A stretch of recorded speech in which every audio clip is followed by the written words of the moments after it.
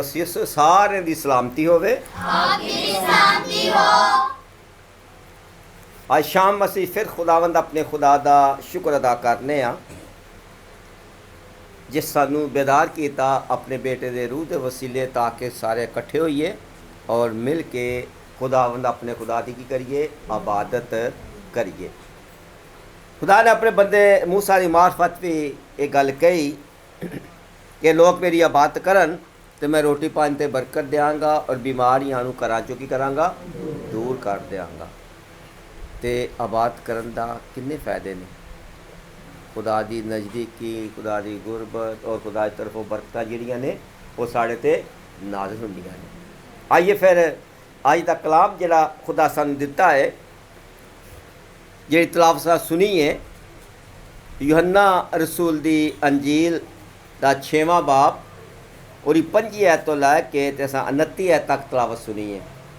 लेकिन मैं 2 आयतां नूं दोबारा फिर दोहरावांगा 28 ते 29 आयत नूं गौर करिए। जिन्हां कोल बाइबल है लाजम कड्ढन ताकि हवाला साडे दिलां ते की होवे नक्श हो जाए।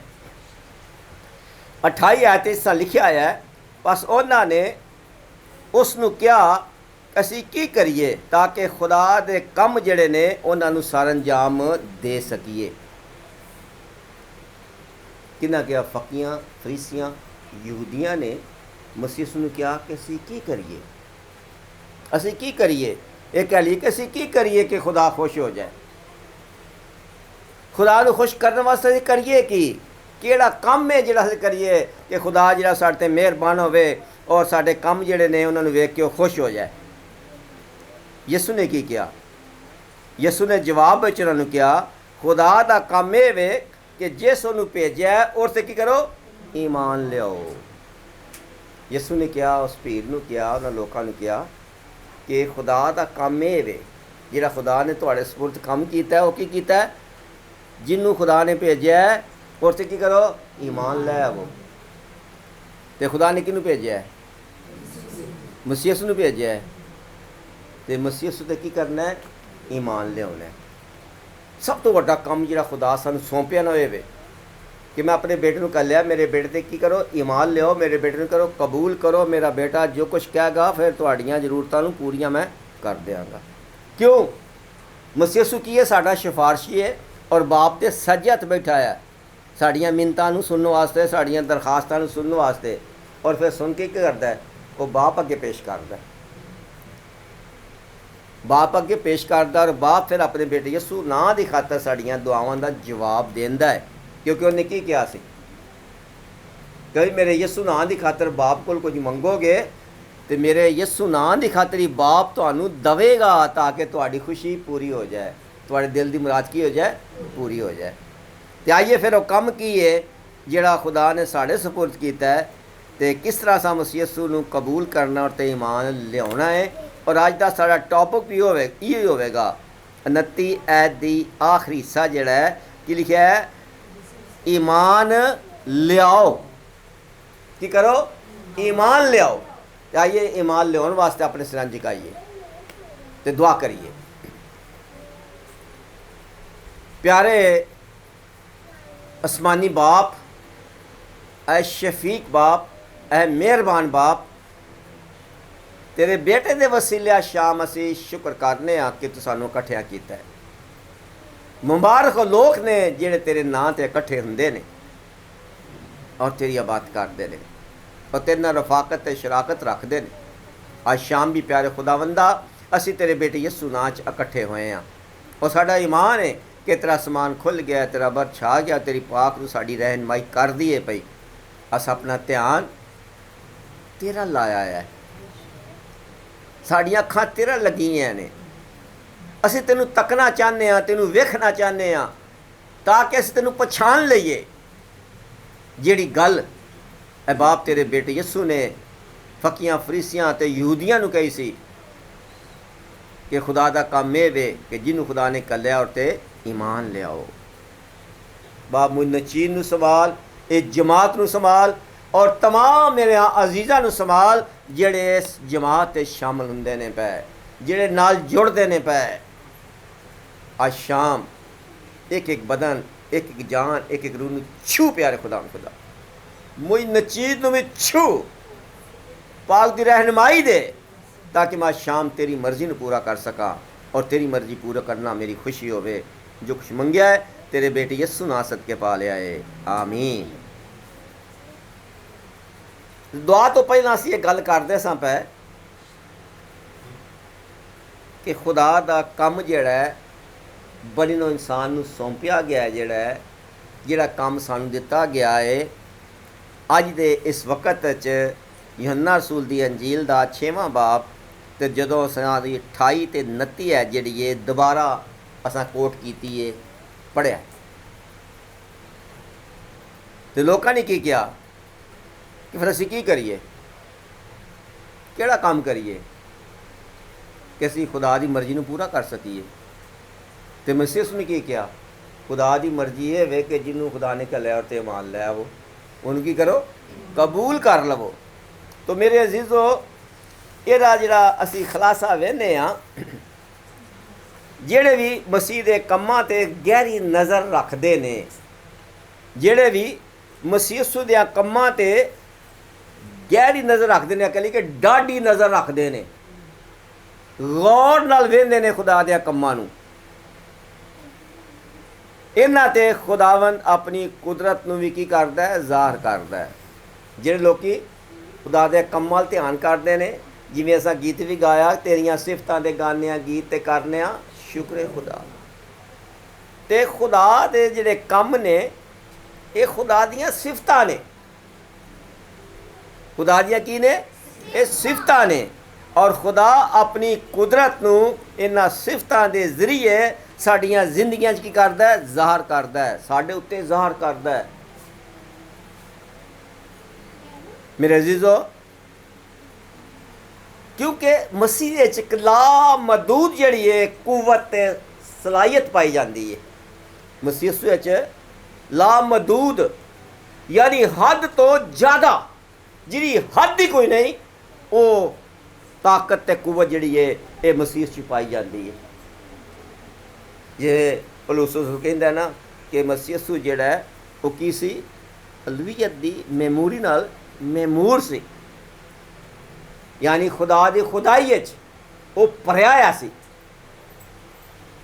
और जदों असी इस गल ख्याल करने तो वेखने कि आसमानी कुवत, आसमानी इख्तियारात जिहड़े ने ये मुकम्मल तौर नाल मसीह दे कोल सन और बाप की तरफ उन्हें इख्तियार मिले सन। और मसीह कई मरतबा गया कि मैं अपनी मर्जी नाल नहीं, मैं अपने बाप की मर्जी नाल काम करना।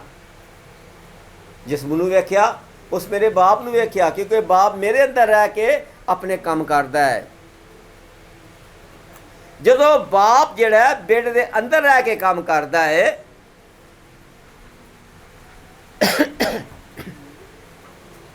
और बेटा जिहड़ा अपने बाप दियां कम्मां नूं एलानिया तौर ते पूरा करता है। दुआ रबानी की सिखाया कि बाप जिस तरह तेरी मर्जी आसमान ते पूरी होंदी है, जमीन ते भी होवे। ते बागे गत समझ की क्या, बाप मेरी मर्जी नहीं तेरी मर्जी पूरी होवे।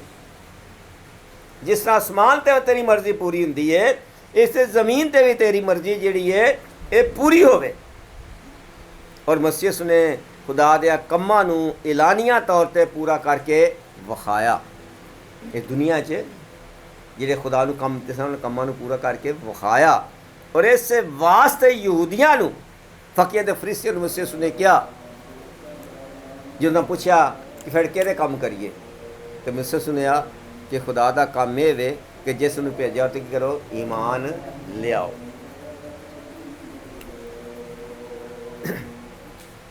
और मसीह ने सारे काम जिहड़े सन उन्हां च कर विखाया, जिहड़े काम कोई नहीं सी कर सकदा, जिहड़े काम कोई नहीं सी कर सकदा उन्हां कामां नूं मसीह ने करके विखाया। फकत जबान नाल ही कह के असीं वेखने अंजीलां दा मुताला करने मसीह ने सिर्फ अपनी जबान नाल कह दिता, अपनी बेपनाह मुहब्बत नाल अन्नियां दी अखां खोल दित्तियां। बरतमाई ने की किया, ऐ इब्ने दाऊद मेरे ते रहम कर। रुक गया, की चाहना है? उस आख्या मेरी अखां सही हो जाए। चल तेरी अखां सही हो गई। उन्हें कहा मेरी अखां सही हो जाए। उसने चल तेरी अखां सही हो गई नहीं। उस वक्त ही वो वेखन लग पिया और मसीह दे पिछे टुर वगया। असीं वेखने कि शगिर्द जिहड़े ने परेशान ने, किश्ते च बैठे ने, झील च की होया, तूफान आया है, पानी जिहड़ा किश्ते च भर करदा है और की हुंदा है, पानी किश्ते च भर करदा, पानी बाहर कड्ढदे ने, पानी फिर भर करदा है। आके कहंदे ने उस्ताद उठ बो, असीं तो डुब के मर चले आ। उस्ताद उठ, असीं तो डुब के मर चले, सानू बचा लै।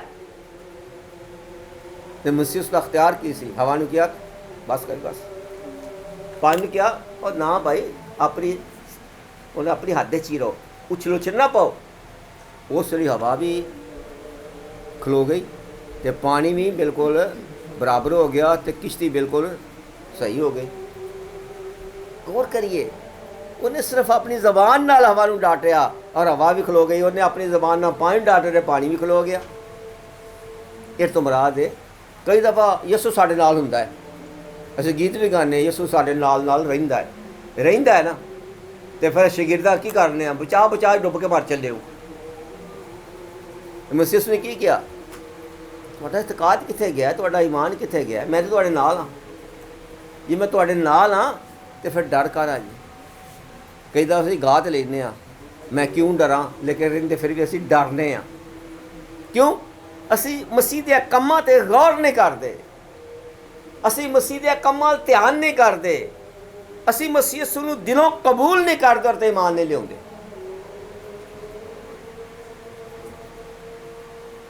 फिर असीं ये वेखने कि बुदरू वाले बच्चों नूं वड्डियां नूं मसीह दे कोल लिआंदा गया है। कबर च बंदा रहिंदा सी, वो लश्कर सी। अगर 2000 सूर सन तो बुदरूआं किन्नियां होणगियां फिर? और लश्कर नूं अगर वेखीए असीं बाइबल दी रूह नाल वेखीए तो 6000 का लश्कर हुंदा सी। 6000 का लश्कर दस्सिया जाता है। 12 तुमन भी जिहड़े ने वो 72000 दसे जाते हैं, वो भी एक लश्कर दस्सिया जाता है। तो मसीह ने की किया? की किया इनू याद है किसी नूं? वो लश्कर नूं की किया? तो लश्कर ने की किया है? असीं फिल्म वेखने ना, लश्कर की करता पिया? वटसैट फड़ के यसू मारन वास्ते हुंदा पिया बड़े गुस्से नाल। जे यसू ने गौर नाल वेख्या तो हथों डिग पई है तो की होया? सजदे पै गया। यसू दे वेखण नाल ही मतलब कि बदरूआं जिहड़ियां ने वो बदनां नूं छड्ड दिंदियां ने, निकल जांदियां ने।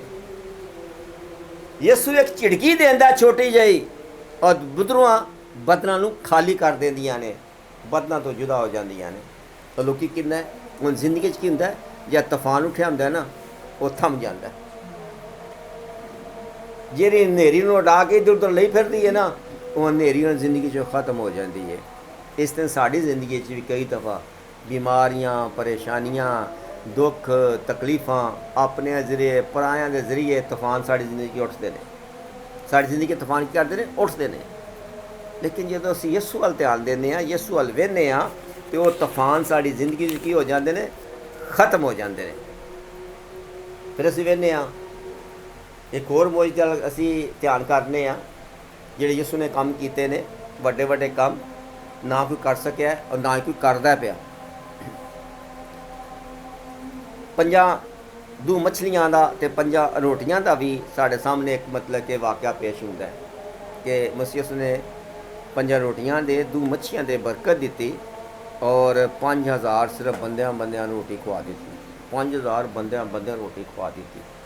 इत्थे भी की लगता पता कर खुदा राजक रिजक देने वाला बियाबान च, ते मसीह भी इत्थे बियाबान च रिजक दे के ज़ाहिर करदा कि मैं यहोवाही हाँ, मैं यहोवा वां, मैं राजक दे रिजक देने वाला वां, मैं भुखिया नहीं भुख नूं मिटाण वाला वां।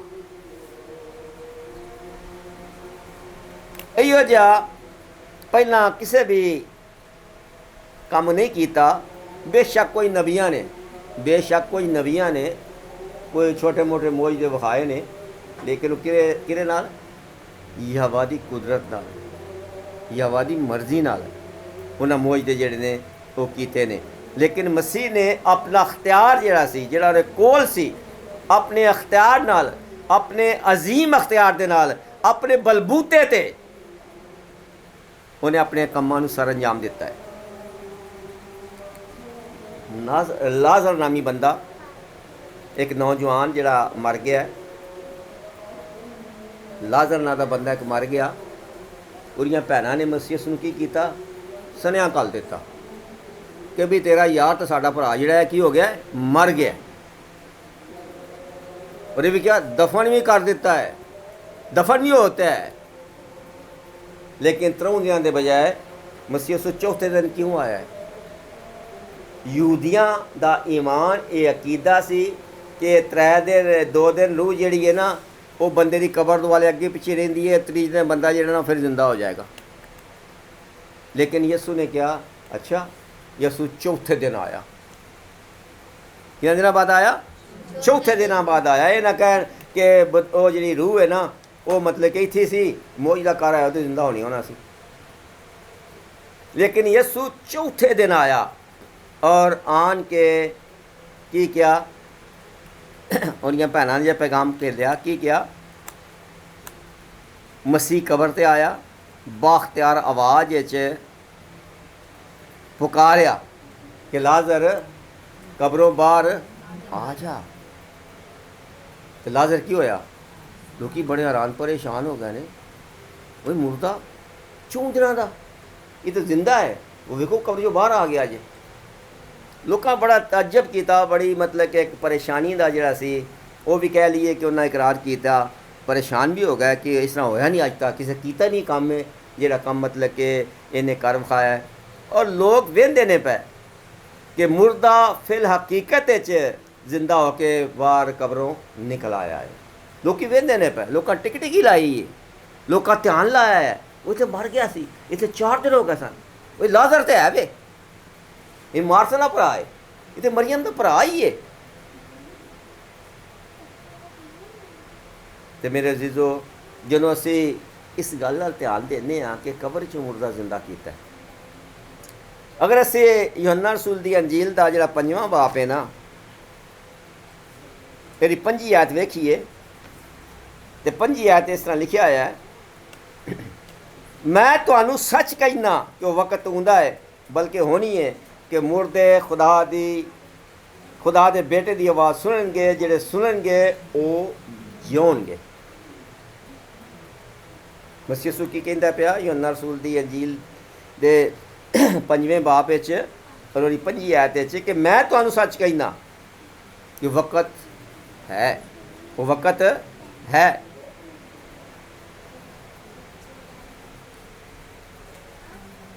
वो वक्त है, बल्कि हुने ही है कि मुर्दे खुदा की आवाज़ सुनगे, जे सुनगे वो जीनगे। ये किहड़े मुर्दा जिक्र है, किहड़े मुर्दा जिक्र है कि जेड़े वक्त है कि जेड़े मुर्दे खुदा दे बेटे की आवाज़ में सुननगे वो जीनगे। बड़ी गौर फिक्र वाली गल है। ये उन्होंने मुर्दियां की मसीह यसू ने वास किया है, जिक्र किया है, जेड़े मुर्दे जिस्म में जिंदा ने ते रूह विच की ने मरे हुए ने। जिस्म में जिंदा ने ते रूह विच मरे ने, वो भी कबरां च बंद ने, वो जिस्म की कबर च की ने बंद ने। ते यसू की कहंदा पिया वक्त हुणे ही है, हुणे ही मुर्दे मेरी आवाज़ सुन गए, जे सुन गए वो जिंदा हो जाएंगे, वो जिंदा हो जाएंगे। फिर उन्हें एक होर भी कई जो 28 आयत वेंदे आ, 28 आयत होर भी खुलासा जिहड़ा वो साढ़े सामने खोल दिता। 28 च लिखिया है, इस गल तो तजब ना करो, इस गल तो हैरान ना होवो, इस गल तो परेशान ना होवो, क्योंकि वो वक्त भी हुंदा है, वो वक्त भी हुंदा है कि जिन्ने कबरां च ने, जिन्ने कबरां च ने, ओरी आवाज़ वो भी आवाज़ सुननगे ते निकलणगे।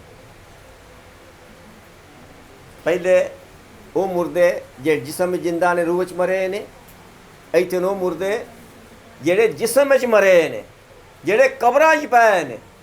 ते मसीह ने खेड़ा किया कि अज जिहड़े मेरी आवाज़ सुनते ने पे अगर ईमान लियाउणगे तो भी जिंदा हो जाएंगे। तो जिवें लाजर कब्र चों बाहर निकलिया, एक वक्त आएगा कि फिर मैं आवाज़ देंगा तो कब्रां चों बाहर निकलणगे, फिर कब्रें चों सारी बाहर निकलणगे, कोई नेकी दी क्यामत वास्ते तो कुछ सज़ा दी क्यामत दे वास्ते। अगर असी थल्ले दा हिस्सा पढ़िए ना तो लिखिया है, क्योंकि 26 है, क्योंकि जिस तरह बाप अपने अंदर जिंदगी रखता है उस तरह उस बेटे नूं भी ये बख्श है कि अपने अंदर जिंदगी रखे। 29 आयत के लिखिया है, जिन्हां ने नेकी कीती है जिंदगी दी क्यामत वास्ते, जिन्हां ने बदी कीती है सजा दी क्यामत दे वास्ते। यानी मसीह यीशु ने क्यामत का जिक्र भी नाल ही कर दिता है कि जेड़े लोग मेरी आवाज़ सुनते ने पे अगर अज वो मेरे ते ईमान लै आउणगे तो रूहानी तौर पर जिंदा हो जाएंगे। तो जेड़े जिस्मानी तौर पर मर गए ने कब्रां च पए ने, एक वक्त आएगा कि जिवें लाजर कब्रों बाहर आ गया, इस तरीके मेरी आवाज़ सुन कब्रां चों बाहर आ जाएंगे। तो मेरे अजीजो, जदों असी इन्हां गल्लां गौर फिकर करने आ तो अज भी अगर असी मसीह दी गल्लां सुनने आ, इन्हां ते अमल करने आ तो अज भी असी अबदी जिंदगी जिहड़ी ओह पाने आ। रूहानी मौत जिहड़ी है साडी, जिहड़े गुनाहां दी वजह तो वाक़या हो चुकी है, और तो असी बच जावांगे, और तो असी की होवांगे, बच जावांगे। क्योंकि यूहन्ना रसूल दी अंजील दे 11वें बाब विच और 25 आयत विच मसीह यीशु ने आप फरमाया, क्यामत ते जिंदगी मैं वां, क्यामत ते जिंदगी मैं वां। यानी जिंदा करना भी मेरा काम है और मारना भी मेरा ही काम है। हालांकि जिंदा करना जिहड़ा है, जिंदगी ते क्यामत मैं वां। क्यामत तो मतलब है मुर्दे चो जिंदा करना, उठ खलोना। क्यामत का की मतलब है उठ खलोना। और क्यामत दे रोज़ लोग की कर अपनी कब्रां च उठ खलोणगे तो की करांगा मैं उन्होंने, फिर की करांगा, जिंदगी देंगा। जिंदगी भी मेरा अख्तियार है तो कब्र चो बाहर कढ़ना भी मेरे को अख्तियार है। क्यामत जिंदगी मैं वहाँ जिहड़ा मेरे ते ईमान लियाउंदा है, गो मर जाए तो भी वह जिंदा रहेगा। इहो जही जिंदगी दे वास्ते जिहड़ी खुदा दी नज़दीकी दी जिंदगी होवेगी, अगर मसीह दी आवाज़ सुनांगे तो असीं अपने दिलां नूं की करांगे, खोलांगे। अगर असीं अपने दिलां नूं खोलने आ तो खुदा बाप दियां नेमतां ते बरकतां साडे शामले हाल रहणगियां। खुदावंद दियां नेमतां और बरकतां जिहड़ियां ने ये साडे नाल रहणगियां। अबदी जिंदगी, अबदी जिंदगी, अबदी हयात कह लईए। हयात मैंने भी जिंदगी है, पंजाबी अस कहते ना हयाती, तेरी बड़ी हयाती होवे। लेकिन हयात जो लफज ते लिखा है ना, अबदी हयाती या अबदी जिंदगी, तो इत्थे जिहड़ी हयाती लफज है पंजाबी कहने आ, ये फारसी जबान का लफज है। जिस तरह आबे दरिया कहने आ, तो आप का मतलब जिहड़ा है पानी है, हयात का मतलब कि जिंदगी है, जिंदगी का पानी। इस तरह मेरे अजीजो, जो असां अनैत ऐत जिहड़ी है ये 6 बाब की 29 ऐत वेखी तो मसीह सुनने नूं कहा कि जिन्हों खुदा ने भेजा तो की करो, ईमान लियाओ। ये खुदा का काम है। तो बगैर ईमान के खुदा नूं पसंद आना, अगर असीं ईमान नहीं रखते खुदा सानूं पसंद नहीं करता। फिर दूजी गल मरकस कहता है 16वें बाब की, अगर असीं पढ़िए 16वीं आयत तो ही तो लिखा आया है कि खलकर निकल जाओ तो अंजील दी करो, मनादी करो। जिहड़ा ईमान लिया है किरते अंजील ते। अंजील कौन है? अंजील कौन है? हैं? ऊंचा बोलिए। अंजील कौन है? मसीह यीशु है। कुछ लोग कहते हैं कि अंजील मसीह यीशु से नाजुल हुई, लेकिन मसीह यीशु खुदा दी खुशखबरी है, खुदा दी अंजील है। तो अंजील कि नाजुल हुई? शागिर्दां ते नाजुल हुई। एक गल भी अज याद रखिए, मसीह यीशु अंजील है, वो खुदा दी खुशखबरी। अंजील का मैंने की खुशखबरी है। और खुदावंद यीशु मसीह जिहड़ा है ये जहान दे वास्ते खुशखबरी है। तो खुशखबरी किन्हां ते नाज़िल होई? शागिर्दां ते होई। इस दुनिया ते नाज़िल होई और शागिर्दा ने इस सिफत नूं, इस खुशखबरी नूं, इस अंजील नूं की कीता, तहरीर कीता। ते की लिखा है? ईमान लियाउण वाले दरम्यान मौजूद होणगे, जेह्ड़े ईमान लियाउणगे उन्हां दरम्यान मौजूद होणगे। की लिखा है? ईमान लियाओ, जिन्हों खुदा ने भेजा टिक करो, ईमान लियाओ। ते ईमान तो बगैर खुदा पसंद नहीं करता। ते ईमान जेह्ड़े लियाउंदे ने उन्हां दी जिंदगी च मौजूद हुंदे ने। अज असीं क्या आने जी पहला मौजदा साड़ी जिंदगी च, पहला सानूं शफा मिले तो फिर गल करांगे। लेकिन कलाम दसदा है, अंजील दसदी है, मसीह दसदा है कि सब तो पहला ईमान। जे मेरे ते ईमान लियाओगे, मैनूं कबूल कर लोगे, फिर तुहाड़ी जिंदगी च मौजूद होणगे, फिर तुहाड़ियां दुआवां दा जवाब मिलेगा, फिर तुहानूं बरकतां मिलणगियां, फिर तुहाडे दिल दियां मुरादां जेहड़ियां ने ओह पूरियां होणगियां। हमेशा दी जिंदगी, ना मरण वाली जिंदगी, अबदी जिंदगी, फरदोस वाली जिंदगी, जन्नत वाली जिंदगी, ये यस्सू दे नाल रहन वाली जिंदगी अज ही मेरे ते तुहाडे नाल ये जिंदगी हो सकती है। क्योंकि मसीह यस्सू ने की कहा सी डाकू ने कि तू अज ही मेरे नाल फरदोस च होवेगा। असीं भी अज ही इस जिंदगी च शरीक हो सकने हैं, अज ही असीं फरदोस च पहुँच सकने हैं। और फरदोस की है? खुदा दी नज़दीकी, खुदा दी वफादारी, खुदा दे नाल नाल चलना, खुदा दे नाल नाल रहना, पूरी हजूरी नूं महसूस करना, एक ही है फरदोस। हुण फरदोस का दरवाज़ा तो यसू ने खोल दिता। ते डाकू ने क्या आख्या? तू मेरे नाल फरदोस च होवेगा। हुण दरवाज़ा खुला है, फरदोस च दाखल होने वास्ते सानूं मान लियाउण दी की है? जरूरत है कि असीं मसीह यीशु नूं कबूल कर लईए। तो कि चाहते हैं कि भाई डाकू तो फरदोस च टुर गया, कि असीं भी चाहते हैं कि असीं भी फरदोस जाइए। तो फिर जावांगे तो मसीह यीशु दे पिछे जावांगे तो जावांगे ना। वो तो दरवाज़ा तो खोल दिया, दरवाज़ा बंदा खोल के निकल गया। अगर वो पिछे असीं भी दरवाज़ा खोल के जान, फिर पिछे पिछे जाने पे। तो जे मसीह यीशु आसमान ते वे तो फिर एक वक्त उन्हें सानू भी उन्हें लैन वास्ते आना है। लेकिन उहदे नाल किन्ना जाना है? जिन्ना उहते ईमान लियाउणा है। आवाज़ किन्ना उठना है? जिन्ना उन्हें कबूल करना है। आइए फिर अपने सिरां झुकाइए और सिर्फ अपनी ज़िंदगी वास्ते, अपनी अपनी ज़िंदगी वास्ते दुआ करिए और इन्नी गल कहिए कि ऐ खुदावंद यीशु, मैं अपने दिल का दरवाज़ा खोलना आ मेरे दिल च आके वस, ताकि तू मेरा हो जाए तो मैं तेरा हो जाऊँ। थोड़ी जी दुआ छोटी जी सिर्फ अपने आप वास्ते करिए। Hallelujah, hallelujah, hallelujah. कदूस कदूस कदूस है पाक खुदा, तेरा आसमान खुला है, तेरा बर छाया है, तेरी पाक रू रहनमाई कर दिए पई। आ साढ़े दिलों च वस जा, आ साढ़े दिलों च वस जा, आ साढ़े दिलों च वस जा। ते बाप जो कुछ मंगे तेरे बेटी यस्सू ने नां दे सदके पा लिया है। आमीन, आमीन।